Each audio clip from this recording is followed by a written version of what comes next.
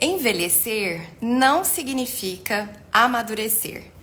Muitas pessoas associam o passar dos anos ao ganho de sabedoria de vida, mas nem sempre é assim. Quando somos mulheres, é muito comum a gente ouvir: você ficará mais segura de si com a idade, não importará tanto com as opiniões alheias, os 40 é a idade da loba. Mas por outro lado, a gente também ouve que é preciso cuidar do colágeno para manter o viço. Cuidar do assoalho pélvico, pintar cabelo, porque grisalho feminino ainda não é tão bem aceito assim. A gente escuta sobre menopausa, osteoporose, reposição hormonal, queda de libido e por aí vai. Para as que não são mães, começam algumas conversas sobre quem vai cuidar delas na velhice. E para as que são mães, as conversas sobre netos, sobre obrigações que muitas vezes são impostas. A gente tem muita coisa para falar sobre envelhecimento feminino. Então, para a gente começar o primeiro bate-papo do mês de março, eu convidei a doutora Rony Roselli para ser a minha entrevistada nesse episódio do Papo de Segunda. Tô vendo que ela já chegou. Sara, todo mundo seja muito bem-vindo. Para quem é novata por aqui, toda segunda-feira, às 20 horas, eu estou no perfil Pinta Preta, _escritora, ao vivo, conversando com mulheres inspiradoras sobre assuntos que envolvem os dilemas femininos e, principalmente, assuntos relacionados à decisão de ter ou não ter filhos. Boa noite, Carol, Cristiane. A gente vai destacar nesse perfil sempre que o meu objetivo é inspirar vocês a refletir sobre mitos e verdades acerca da maternidade, e um deles é de que filhos não são garantia de amadurecimento emocional e nem de cuidado afetuoso na velhice. Vamos falar sobre isso? Fica por aqui. Se você quiser assistir as gravações anteriores dos últimos episódios, tem tudo salvo também no meu perfil. E para quem ainda não me conhece, tem umas novatas por aí, Thaís, todo mundo que tá chegando, Natália, sejam bem-vindas. Para quem não me conhece, meu nome é Larissa Cruvinel, eu sou autora do livro A Serenidade da Renúncia. Tem leitoras minhas aqui. O livro já foi lido em 7 países, porque é uma temática universal, né? Discutir a questão da maternidade atravessa contextos culturais. A versão digital do livro está na Amazon e a versão física em algumas livrarias parceiras ou diretamente comigo, só me mandar no direct, tá bom? No finalzinho dessa live, assim como em todas as outras, eu vou ler um trechinho bem emocionante para vocês. Vamos começar então, doutora Rony tá por aqui, deixa eu aceitar.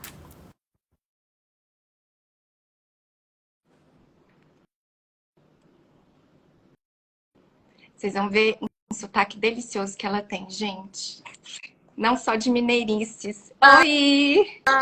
Boa noite. Boa noite! Tudo bem? Que momento especial para mim hoje estar aqui conversando com você, abrindo esse mês, então, né? Que honra para falar sobre algo tão importante, né? E que a gente precisa estar falando sempre. Você juntou duas coisas que são pautas muito importantes para nós mulheres, que é maternar e o envelhecer. Sim.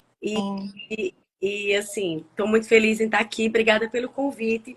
Espero que eu possa ser útil para você, Ai, para eu os não seus tenho dúvidas. e para quem não está indo. Vai ser muito bom. Obrigada por ter aceito o convite. Eu sei que sua agenda é uma loucura. Pelo jeito, você ainda tá no consultório? Não, eu estou em casa. Eu sou Ok. apaixonada por livros. Eu estou na minha sala.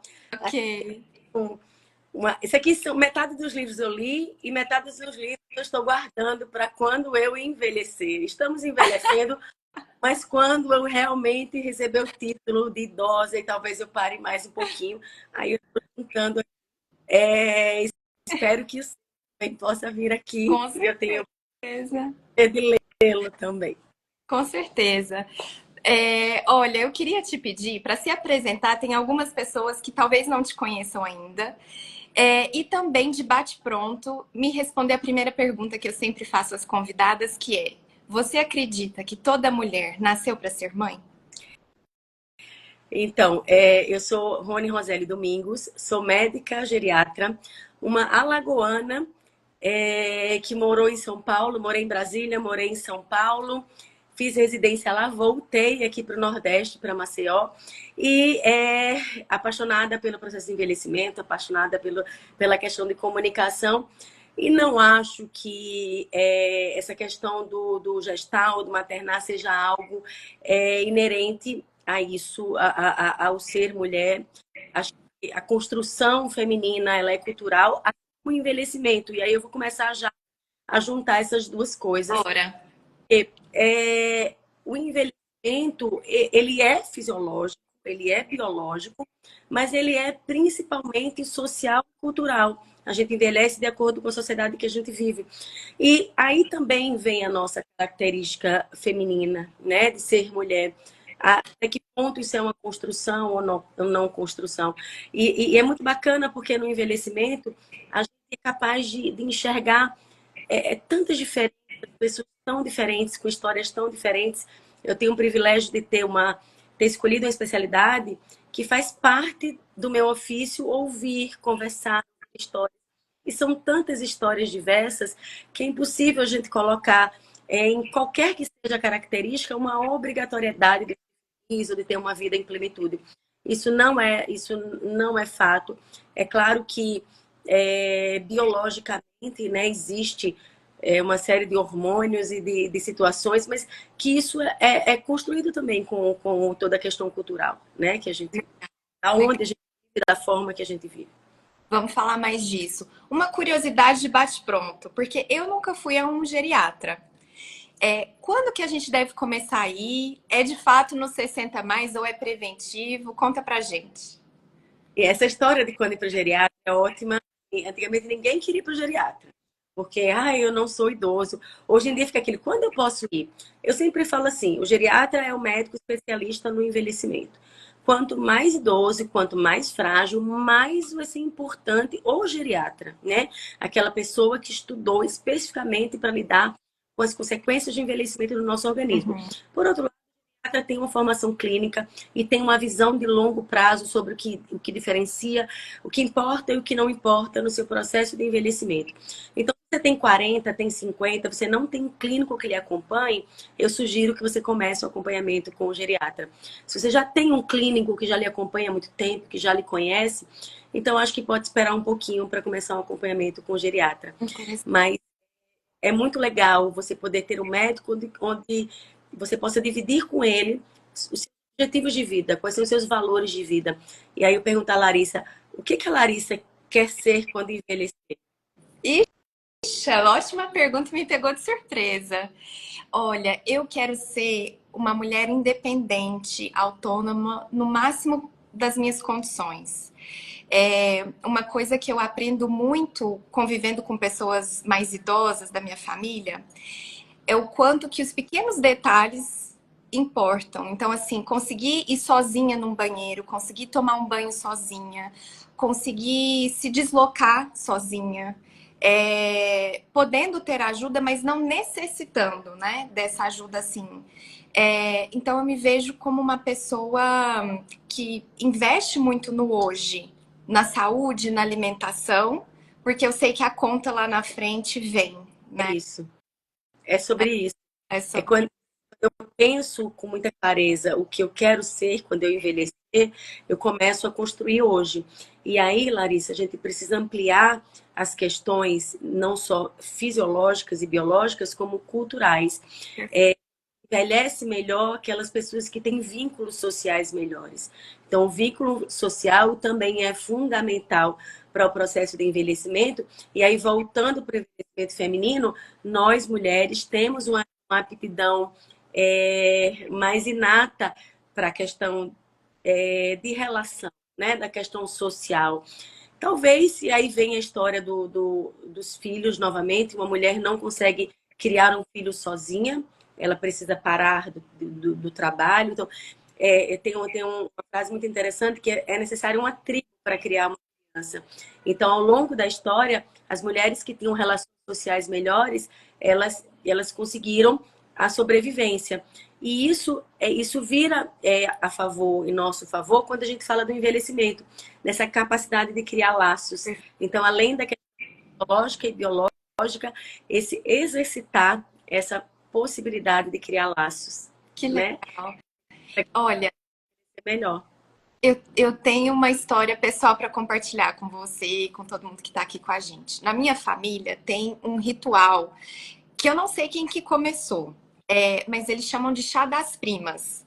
É um encontro das 80 mais da família, porque muitas já estão viúvas, muitas não têm uma vida social tão ativa, e esse encontro mensal entre as primas, tomando um chá e conversando, é um momento muito especial para elas. E pouquíssimas vezes eu participei, por questão de horário, trabalho, conciliar. Mas o que eu vejo de muito importante nisso também é que elas se chamam entre elas meninas, né? Então, assim, vamos ao encontro das meninas. E o quanto que é interessante ter construído uma vida também muito interessante, porque acaba sendo um momento muito nostálgico. Acaba sendo um momento onde elas contam assim, lembra daquela tal viagem, aquela tal situação.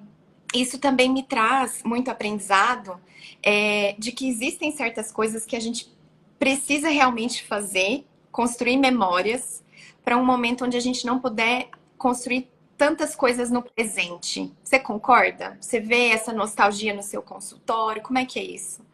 Então, eu já sou nostálgica hoje. Eu sou uma pessoa. Eu gosto de contar histórias.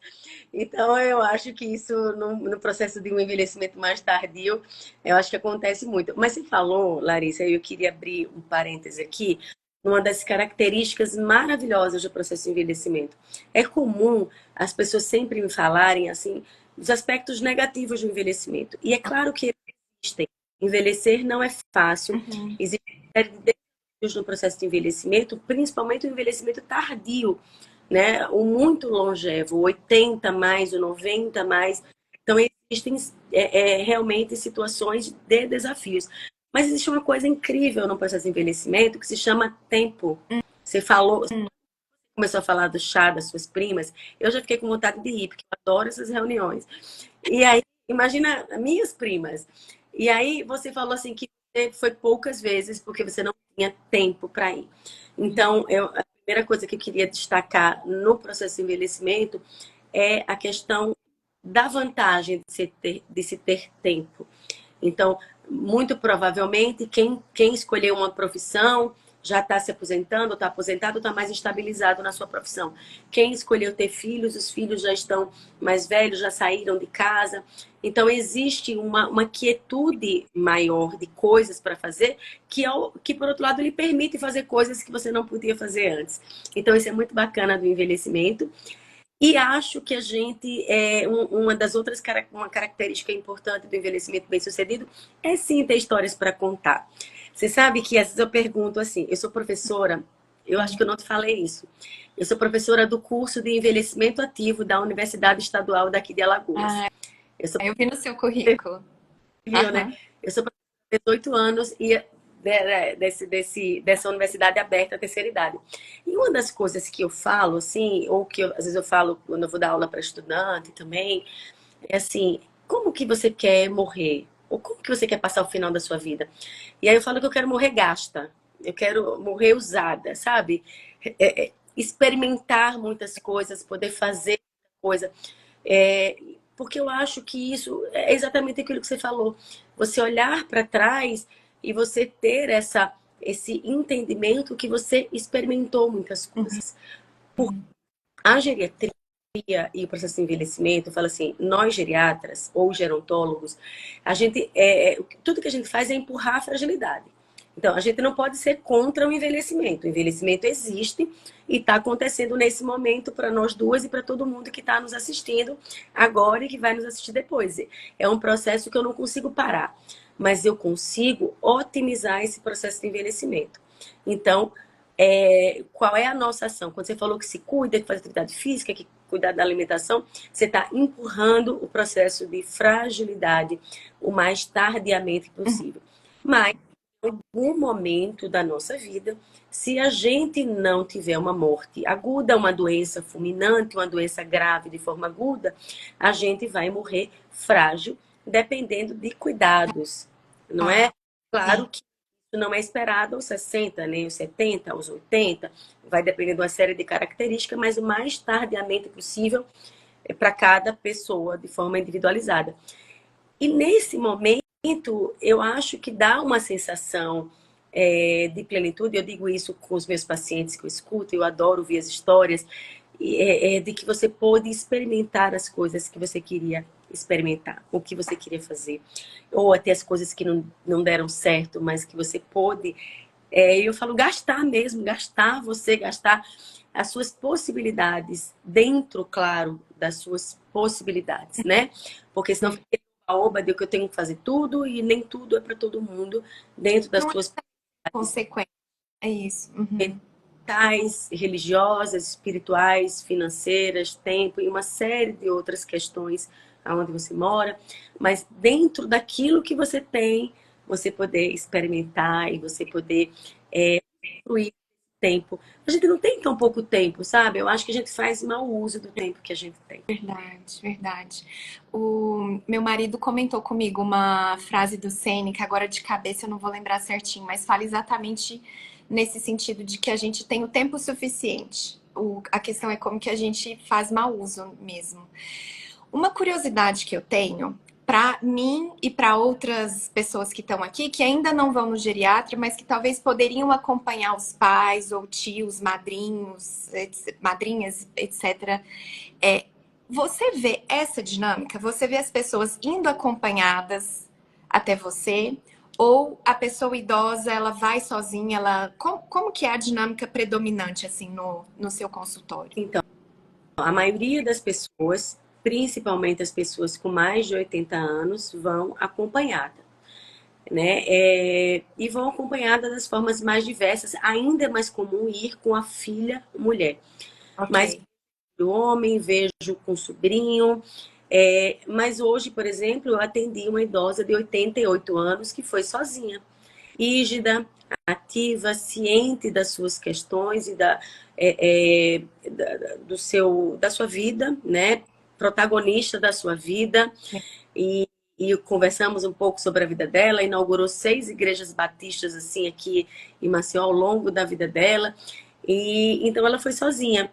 Acho que a gente vai começar a experimentar um processo de envelhecimento diferente, inclusive fisiológico. Eu tenho a impressão, eu dou aula, sou professora de geriatria numa universidade para médicos, né, estudantes de medicina, e quando eu falo da fisiologia do envelhecimento, eu tenho a sensação que daqui a 20 anos a gente vai falar outras coisas.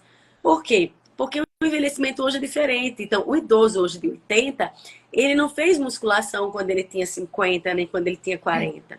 Então, tenho a sensação que a gente vai mudar esse processo de envelhecimento. E está mudando, porque as pessoas têm menos filhos, os filhos não necessariamente moram na mesma cidade, as pessoas não querem mais ser dependentes, porque eu tenho 25 anos de formada e tenho 20 anos como geriatra. Então, era mais comum, quando eu me formei, eu atender idosos que nem sabiam da própria história. Ah, é meu filho que sabe, filho que sabe dos remédios. Hoje, a gente começa a ver processos de envelhecimento de pessoas de 60, de 70, de 80, que estão começando uma profissão, mudando de profissão, estão ativos e estão protagonistas da sua história. E isso é muito bacana. Então, eu que e é muito bacana ser geriatra por isso, porque não tem uma história pronta do que é o envelhecimento, porque o envelhecimento também é uma questão cultural e social. Então, Perfeito. a gente está vivendo um momento de remodelação desse processo de envelhecimento. Então, muitas pessoas decidem não ter filhos. Muitas pessoas têm um filho e às vezes vai morar em outra cidade. Ou as pessoas têm filhos mais tarde, têm filhos, imagina, aos 75 ou aos 35. Aham. Imagina que quando ela tiver, e se o filho dela seguir o mesmo padrão, quando ela tiver 75, 80, o filho dela vai estar cuidando de uma criança pequena, então não vai ter tempo para acompanhar aquela mãe. Porque a gente viu um padrão que uma mulher de 70 tinha filho de 50. Uhum. Uhum. E esse padrão social está mudando, porque a nossa sociedade muda. Sim. Então, eu acho que a gente está aprendendo com esse envelhecimento diferente. E eu, como geriatra, a minha maior preocupação nas minhas redes sociais não é falar da última droga que existe, não é falar sobre como eu estudei, porque eu acho que isso compete a mim, com o meu paciente no consultório, mas ensinar e orientar as pessoas como elas podem tomar conta do envelhecimento delas, como é que elas podem criar uma história, uma estrada de envelhecimento melhor, porque nós vamos ter idosos diferentes, nós vamos ser idosos diferentes. Adorei. E já temos idosos diferentes hoje, mas ainda é a menor parte. Mas a gente está criando idosos que são protagonistas da sua história aos 70, aos 80, aos 90, e nós, mulheres, também. Maravilha. Eu quero pegar o gancho de duas perguntas aqui. A Carol comentando sobre uma certa dificuldade de se ver a partir de determinada idade. Então, assim, queria que você comentasse se isso tem a ver com medo ou se isso é um processo natural. A gente lida com envelhecimento tardio mais adiante mesmo, que a Carol tem acho que 35, 36. E a Natália também quer saber sobre pacientes idosos sem filhos, porque tanto ela, quanto eu, quanto algumas mulheres aqui da audiência, optamos por não ter filhos. E o que a gente mais escuta, doutora, é o quê? Quem vai cuidar de você na velhice, né? E a gente sabe que alguém vai ter que cuidar da gente, mas será que não pode ser uma enfermeira, um sobrinho, um filho de amiga? Comenta essas duas pra gente, por favor. Bom, eu vou começar com a segunda, depois você me lembra a primeira, foram Tá. duas coisas diferentes. Eu recebo, eu atendo pacientes que não têm filhos, que vão com sobrinhos, por exemplo.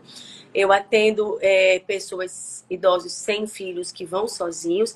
E eu atendo idosos que têm filhos e que não vão com os filhos e que não são cuidados por esses filhos. Eu tenho filhos, eu tenho 3 filhos, mas eu tenho 3 filhos homens. Então, e as pessoas também falam assim pra mim: ai, você não tem uma filha, quem é que vai lhe cuidar? Ai, tomara que você tenha nora boa para cuidar de você. Então é sempre colocando em outra pessoa o cuidado nosso com o envelhecimento. Acho que nada disso é garantia, mas, de novo, a sociedade está mudando e se adaptando a essa situação. Então, a gente tem uma história para trás onde nós éramos cuidados por vínculos familiares, principalmente filhas solteiras que ficavam em casa e cuidavam do pai. A vida era cuidar dos pais. A gente está mudando. Eu acho que a gente vai se profissionalizar nisso. A gente vai ter lugares bons para quando eu for muito frágil, depender de alguém. A gente vai ter comunidades de idosos que possam ter nessa fragilidade mais avançada também ter uma vida boa e não só esperar a morte, porque os lugares institucionalizados para idosos são lugares sem muita ocupação. Sim. Então, eu acho, e como cristã, eu lembrei agora de uma frase, fala assim: o hoje é a preocupação do hoje, o amanhã é a preocupação da manhã. Eu acho que você ter filhos pensando em quem vai cuidar de você quando você for muito idoso, você não sabe nem se você vai estar vivo. E é o que eu digo para as pessoas: a morte, ela não é um privilégio dos idosos, uma exclusividade dos idosos. Pessoas jovens morrem também. Então, acho que a sociedade vai se adaptar a isso e o nosso entorno, os nossos vínculos sociais, de que forma eu tenho vínculos sociais e que possam me dar esse suporte na fragilidade. Que nem sempre a fragilidade vem no envelhecimento, às vezes ela vem mais jovem.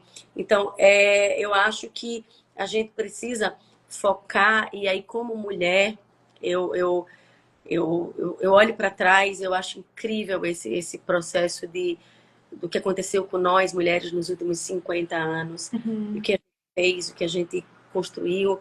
Então, acho que nós, mulheres, principalmente, a gente precisa hoje é o ponto a gente pensar o que é que a gente quer. E de que forma a gente pode contribuir para o mundo. Porque eu penso que não é só o que eu quero. O que eu posso fazer? Qual é o meu talento que eu dei ao mundo? E às vezes não é ter filhos. E eu vejo pessoas sem talento nenhum para ter filhos, terem filhos. Exato. Porque, falando também dos filhos que não cuidam dos pais, nem sempre é responsabilidade inclusiva dos filhos. Às vezes esses pais não criaram vínculos com esses filhos. Não estou dizendo que é certo, estou dizendo que tem uma série de contextos aí. Porque tem pessoas que não tiveram, às vezes, talento para ser mãe e foram mãe por uma imposição social, ao invés de estarem fazendo aquilo que elas queriam fazer da vida. Então, acho que o hoje é a preocupação do hoje. O hoje é a preocupação do envelhecer, porque eu tenho filhos e eu também não quero ser uma sobrecarga para os meus filhos. Eu também não quero, vou ter filhos, então eu posso fazer qualquer coisa e ser frágil porque alguém vai cuidar de mim.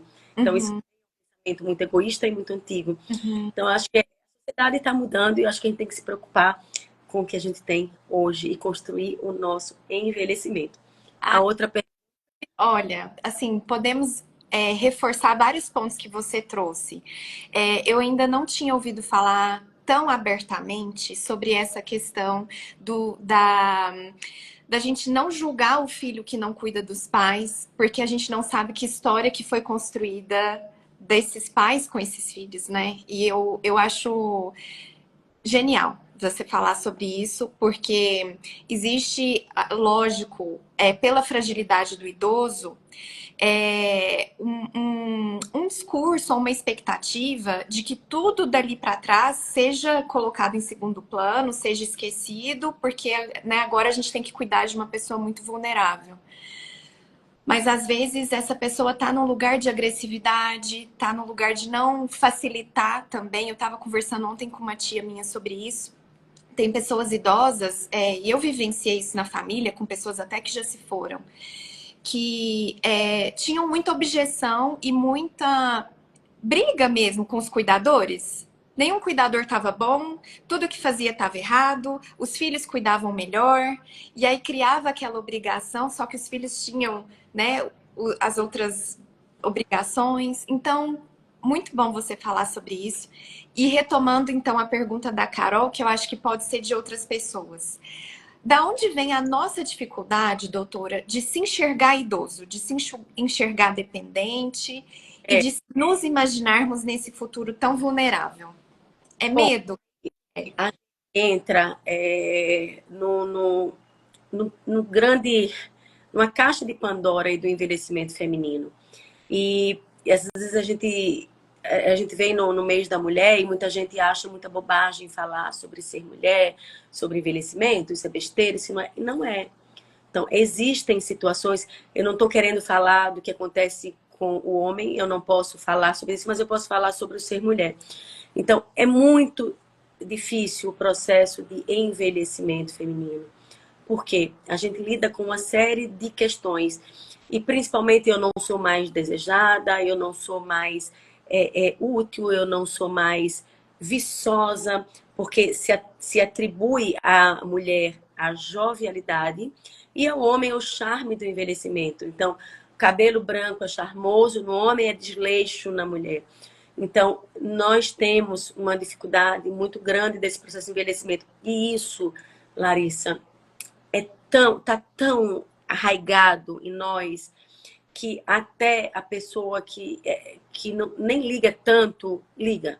Entendo. Isso são Instagram. Eu uso filtro, eu procuro um filtro meio natural, que não seja tão diferente, mas a gente vai lá e coloca lá aquele filtro, porque a gente quer dar. Então, isso é muito difícil para nós, mulheres, o processo de envelhecimento, e eu vejo só piorar. Eu vejo hoje crianças e adolescentes começando essas coisas ainda mais jovem, É sabe? mesmo. Ainda mais jovem. Então, adolescentes de 12 anos, de 13 anos, que tem que arrumar o cabelo, secar o cabelo todos os dias para poder ir para a escola, ou que usa maquiagem para ir para a escola. Então, eu acho que isso é uma construção de que a mulher precisa ser jovem e a gente entra no etarismo. Então, a gente tem recentemente algumas atrizes, por exemplo, e aí é tão surreal que elas são bonitas do ponto de vista, né, estético e cultural, a Uhum. beleza individual, e aí estão namorando com rapazes mais jovens e elas são atacadas nas redes sociais. Sim. Então, isso porque uma mulher jovem com um homem mais velho, isso é charme, é poder, ele tá grisalho. Então, assim, eu acho que não dá pra gente colocar ou só culpar, porque mulheres é isso, precisa parar com isso, porque isso é uma coisa muito arraigada, foi colocada em nós muito cedo, sabe? essa juventude para ser atraente, essa perfeição. E aí, como é que a gente dá conta de tudo? Porque vem a menopausa, que a menopausa é um marco e difícil para nós mulheres, Uhum. de libido, e às vezes vem ganho de peso, e aí vem uma série de alterações, e eu preciso lidar com isso de um jeito, a gente é obrigado a lidar com isso de um jeito perfeito. Então, eu acho, é uma clareza disso, que o envelhecimento feminino, ele tem desafios muito grandes. Uma dúvida pegando esse ponto da menopausa. No seu entendimento, eu não quero entrar numa discussão que não seja assim pauta principal nossa.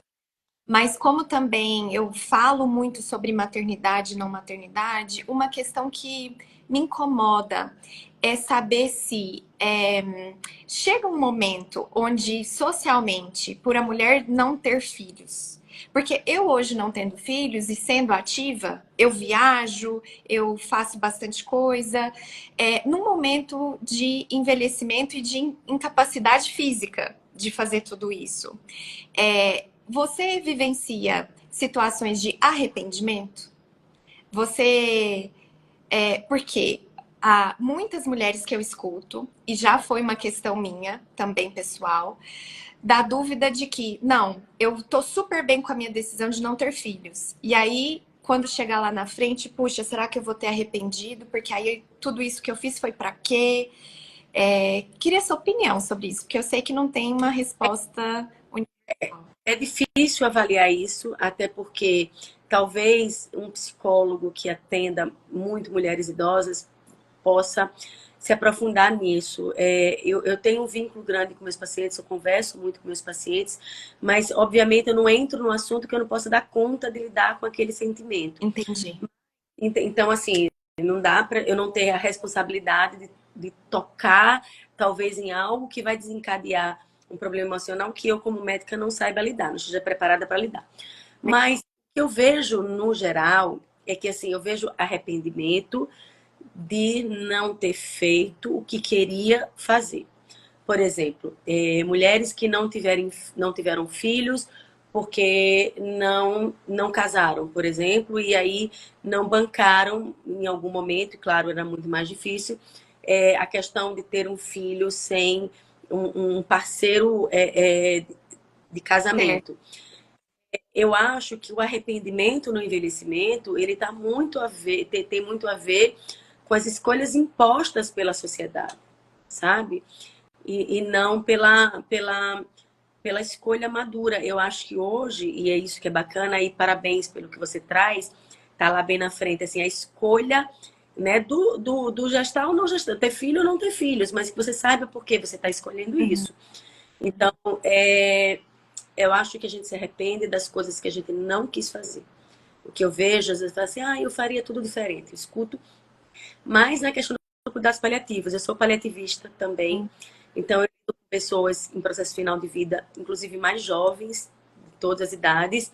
Então, o arrependimento maior é de não ter feito aquilo que ali dentro eu queria ter. E aí vai para os dois lados, eu ter filhos sem querer ter filhos, porque aí, eu não pude viajar, eu não pude fazer aquilo, eu não pude fazer aquela minha profissão, porque eu tive filhos, ou o contrário. Então, é muito bacana. Parabéns pelo teu chamado a um entendimento do que você quer. Qual é a vontade sua, né? A Larissa, a Rony. Então, acho que o arrependimento maior é esse. Maravilhosa. Obrigada. A Cristi está perguntando se você pode pontuar alguma coisa sobre reposição hormonal. Homem faz reposição hormonal ou não? Isso é uma dúvida que já perguntaram também. Então, a reposição hormonal normalmente é no pré-idoso, né? A maior parte das mulheres que entram em menopausa entram em torno de 50 a 55 anos. A maioria das pessoas que eu atendo no consultório, elas já estão na menopausa. Então, a menopausa é um marco para uma mulher, diferente do homem. O homem tem uma andropausa mais suave, ele tem diminuição da testosterona de forma mais suave. A mulher tem um marco hormonal, uma queda hormonal mais brusca, isso dá uma série de sintomas físicos, né, e fisiológicos, sintomas de mal-estar, de tudo aquilo que a gente sabe, de fogachos, disso. Mas vai além disso, vem maior índice de osteoporose em mulheres por conta da queda de estrógeno e uma série de situações. A reposição hormonal, ela, quando bem indicada, ela é extremamente importante para que a mulher possa passar por essa fase com mais suavidade. Principalmente se ela for muito jovem. Existe menopausa, né, com menos de 50 anos, com menos de 45 anos, que precisa ser melhor cuidada pelo tempo que essa mulher vai ficar sem essa exposição hormonal, sem esse estrógeno, e aumentar o risco de doenças ósseas, cardíacas, série de coisas.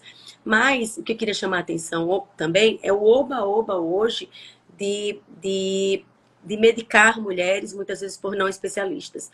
Tem corrente de medir testosterona nas mulheres, de repor testosterona nas mulheres. A gente tem muito pouquinho, a gente não tem indicação de pedir testosterona para todas as mulheres. Cuidado com esse oba-oba de internet. Eu sempre falo assim, preste atenção em quem você escuta. A internet e Instagram tem de tudo.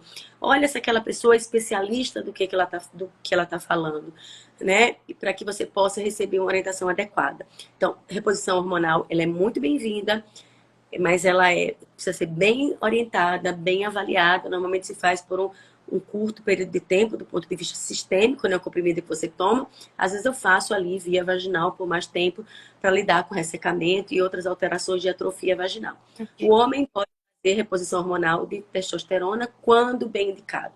Então, não a reposição para ter um desempenho sexual melhor, para ter um desempenho de físico melhor. Então, você se submeter a um risco orgânico, né? Os hormônios, eles desempenham uma série de funções do nosso organismo, então precisa ter cuidado com isso. Ótimo. Aí, eu queria te fazer uma pergunta que eu até resgatei um dado aqui. A gente estava falando previamente sobre a questão do abandono. E aí eu puxei o dado mais recente que eu encontrei aqui. Entre janeiro e maio de 2023, foram quase 20 mil registros de abandono, segundo dados do Ministério de Direitos Humanos e da Cidadania. Mas a gente estava falando que o abandono do idoso, ele não é só a ausência física da família ou dos cuidadores. Ele também se manifesta no abandono emocional, ou quando o idoso às vezes é submetido a algum tipo de isolamento, negligência afetiva, maus tratos. Eu queria que você comentasse, até eu não sei se eu vou usar o termo correto, a gente não usa mais asilo, né? A gente fala casa de repouso. Como é que é o termo correto e o que que você tem para compartilhar com a gente sobre isso? É a Instituição de Longa Permanência para Idosos, ou ILPI, na sigla. Instituição de Longa Permanência para Idosos. É o termo mais adequado. Quando você fala em abandono, e você citou as outras coisas, eu vou trocar um pouquinho o nome para violência, né?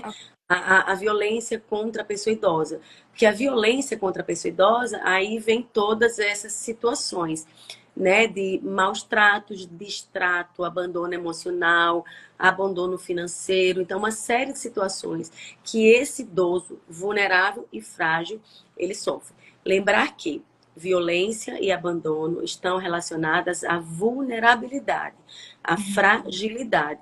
Então, quando eu penso em gestão pública ou quando eu penso nessas conversas que a gente tá tendo aqui, qual é a primeira coisa para a gente evitar o abandono e a violência?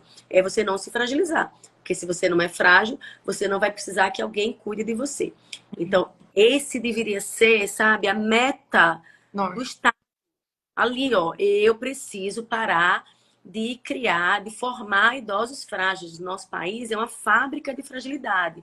Então, a pessoa não trata o diabetes, não trata a pressão alta, e aí vai ter uma insuficiência cardíaca, vai ter complicações do diabetes, e, obviamente, ela vai ser frágil. E aí vem outro ponto. Cuidar de um idoso frágil é muito difícil e muito caro. Então, eu vejo muitas pessoas apontando o dedo para o cuidador, mas eu vejo muito pouca assistência para o cuidador. Então, eu atendo frequentemente, eu atendo na rede pública também, pessoas, e aí eu vou entrar no contexto familiar de 8 filhos, 9 filhos, 5 filhos, 3 filhos e uma filha, normalmente filha, a mulher cuida dessa pessoa sobrecarregada, sem uma condição financeira. Então, para as famílias conseguirem assistência domiciliar para aquele idoso frágil é muito difícil. E aí eu vou além, porque o cuidado do idoso frágil, ela é uma obrigação, tá lá no Estatuto do Idoso, da família, da comunidade, do serviço de saúde e do Estado. E porque só fica para o cuidador, para o familiar. Então, é esse entendimento. Quem cuida, quem ajuda esse cuidador com essa sobrecarga. Porque muitas vezes, um cuidador adoecido, ele não vai cuidar bem desse idoso frágil. Então, primeiro ponto, fazer com que as pessoas não fiquem frágeis. Segundo ponto, dar um suporte para esse cuidador cuidar, seja familiar, seja da comunidade. Às vezes você tem um vizinho que cuida de um pai, sabe? Se você fizer um almoço para ele uma vez por semana, para ele não ter que fazer almoço, não ter que lavar prato, não ter que fazer isso, você vai estar ajudando essa pessoa a cuidar do idoso. Segundo passo. E aí, claro, o terceiro vem as situações realmente de abandono e de violência, e que precisam ser combatidos, porque são crimes contra a pessoa idosa vulnerável. Então, a pessoa vulnerável, os vulneráveis, seja criança muito pequena, seja idoso muito fragilizado, a geriatra não gosta dessa comparação, idoso é igual a criança, são necessidades diferentes, mas em relação à vulnerabilidade e à fragilidade, são os extremos da vida. Então, esse idoso vulnerável precisa ser cuidado. Então, é preciso haver uma denúncia para que, se você vivencia a situação de maus tratos, existe conselho tutelar, existe a polícia, existe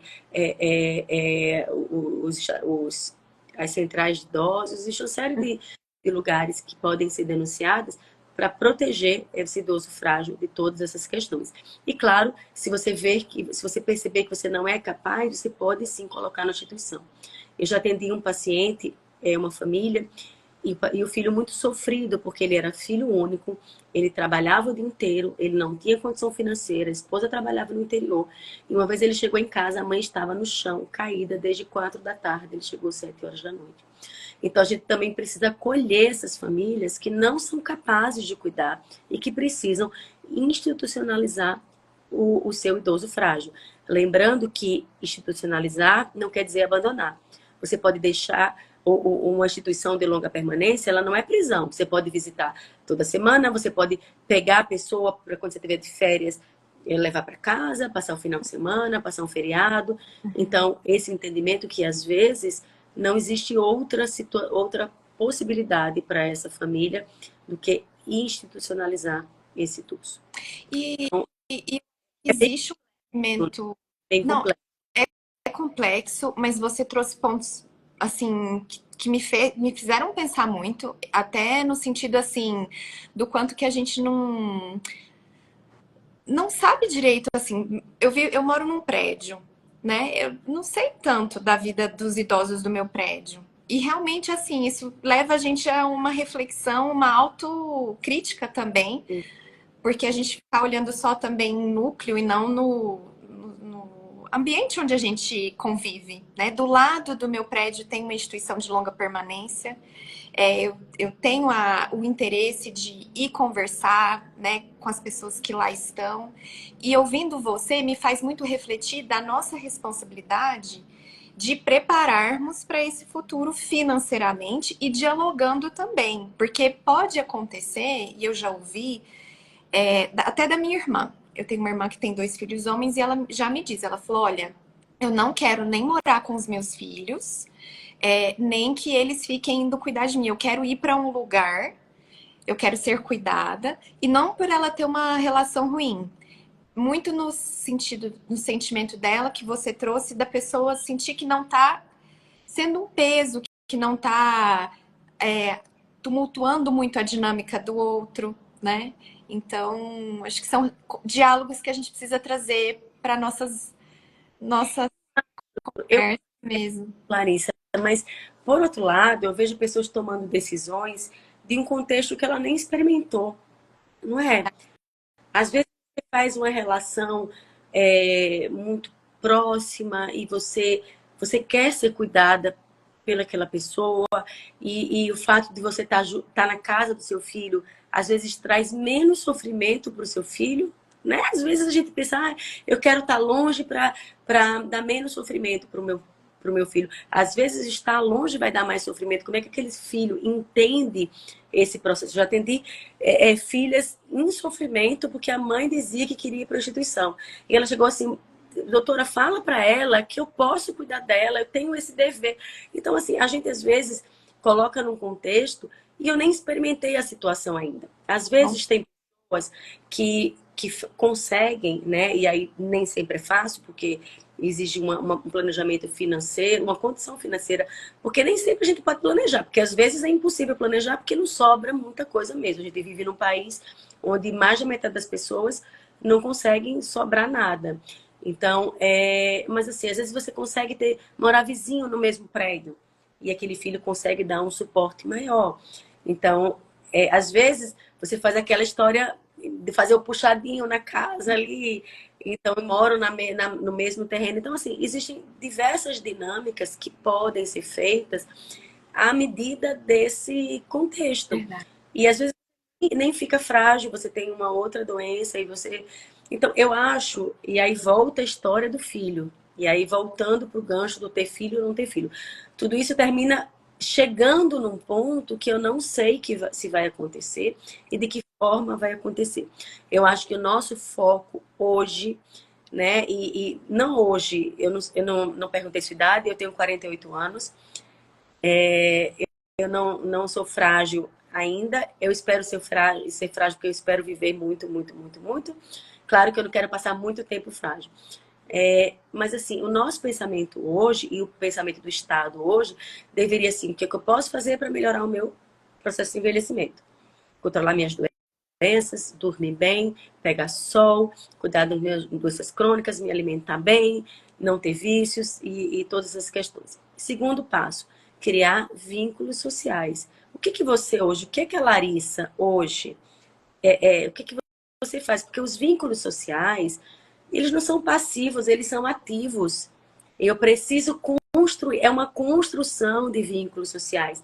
E no meio de uma sociedade que tem tanta intolerância, às vezes é difícil você encontrar isso. Então, essa deve ser a minha preocupação. Agora, ter um entendimento de que é possível que quando eu ficar frágil, eu vá para uma instituição. Então, vamos também contribuir para uma sociedade que tenham instituições bacanas. Então, é possível que em algum momento eu vá morar com meu filho, é possível que eu vá para a instituição, é possível que eu consiga viver sozinha com pouco suporte, é possível que eu pague uma pessoa. Então, sem essa de você sofrer hoje, olha, eu não quero fazer isso, eu não quero fazer isso. Entende? Aprendi. Vou até reformular, né, posicionamentos pessoais meus, assim.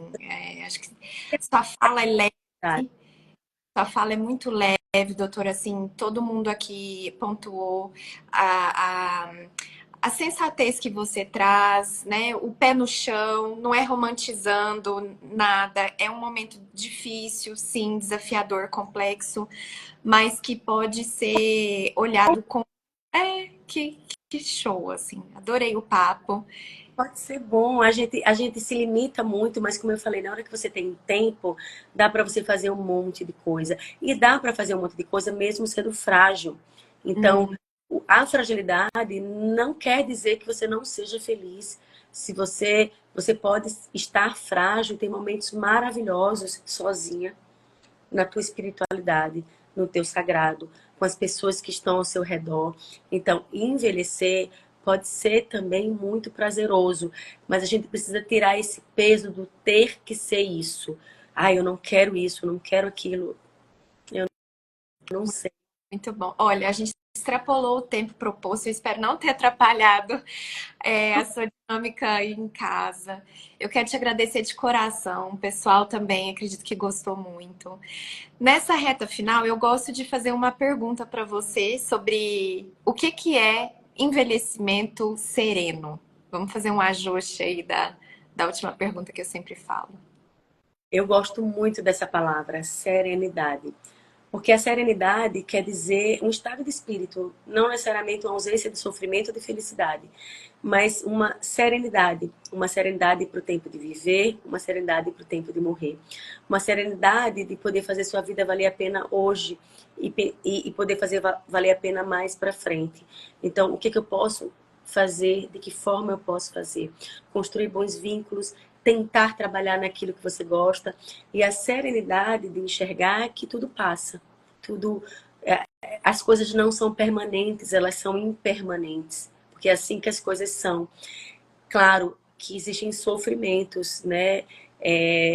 Meus filhos estão crescendo, eu tenho um filho adulto e não é fácil você lidar com esse crescimento dos filhos. Então, existe sofrimento, mas a serenidade para envelhecer, a serenidade para enxergar que existe beleza, existem coisas boas no envelhecimento.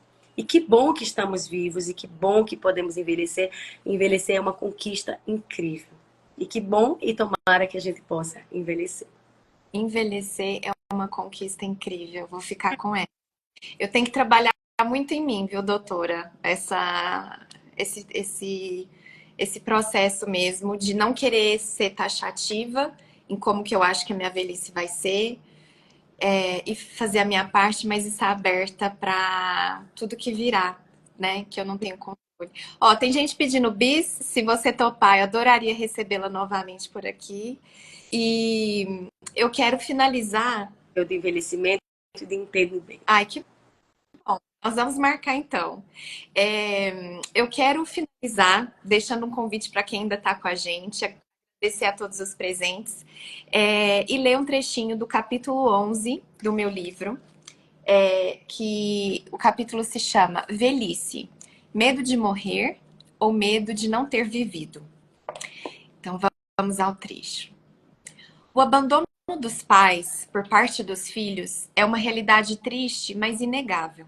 Eu prefiro acreditar que o antídoto para o abandono seja o afeto e a retidão de caráter, não a genética. Recuso-me a ter filhos apenas para fugir do medo da velhice solitária. Recuso-me a covardar diante de um destino inevitável aos vivos, a velhice seguida de morte. Renuncio à falsa certeza de cuidado que os pais nutrem em relação aos filhos. Falsa, pois os filhos podem não conseguir ou nem mesmo querer cuidar dos pais. Falsa, porque os filhos podem partir antes dos pais. Uma estimada amiga e professora de francês, Marie-Louise, vivenciou os dois. Teve um filho que faleceu quando jovem e uma desavença com o outro que resultou no rompimento de contato entre ambos. Ele vive na França e ela no Brasil. Hoje eu a visito esporadicamente em uma casa de repouso. Usei o termo errado, tá, doutora? Seu marido brasileiro é seu principal cuidador. Gustavo tem uma tia que perdeu a filha em um acidente. Minha madrasta tem uma irmã que enterrou a filha em um caixão do tamanho de uma caixinha de sapatos. Minha irmã tem uma amiga que também perdeu a filha recém-nascida. Minha mãe tem uma amiga que perdeu um filho, nora e neto em um acidente de carro em que ela própria dirigia. A vizinha da minha avó e uma colega de trabalho do meu pai perderam um filho por suicídio.